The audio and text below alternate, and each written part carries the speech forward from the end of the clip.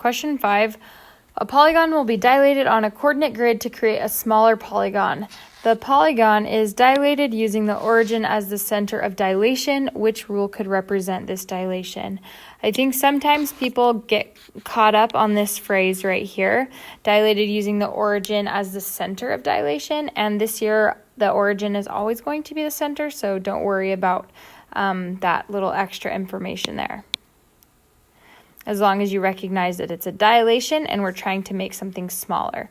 So if we notice, each of our rules start with this original XY coordinate pair with the arrow going, and then we need to determine what is happening to the polygon. So if you notice over here, we have a lot of words, and so what I'm going to have you do is read through these, and then this is where pause point for reflection 1 is going to come in. It's right here. So after reading the rationales, which answer choice is the most tricky wrong answer and why? So you're just going to read through these, and then so pause the video, read through these, and then for you, which of the wrong answers was most tricky?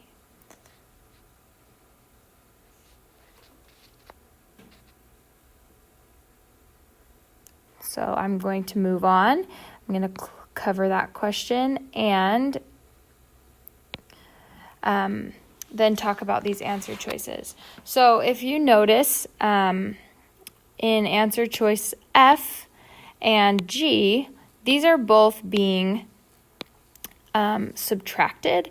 And remember that subtraction is a translation, which is a movement down and left, depending on the axis that we're working with. But just to note,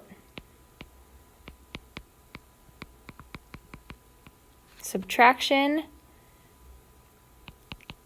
in transformations never leads to a smaller / larger shape, okay? But what does lead to smaller / larger shapes, which is a dilation, is multiplication. So in answer choices H and J, we see multiplication happening in both of our things here. So multiplication needs to happen in order for the shape to grow or shrink, or get smaller or larger. So the question is, which of these scale factors is going to lead to a smaller shape? Because when multiplying, that's what you have to do in order to get a dilation. So pause point for reflection 2.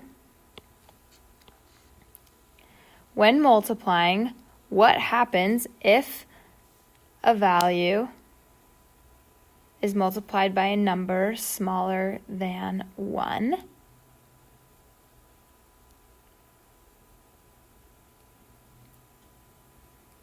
Okay. So hopefully you noted that if the scale factor, so we have our scale factor of 5/4 and we have our scale factor of 0.9. So each of these, this is going to lead to a enlargement, and this is going to lead to a reduction or a smaller.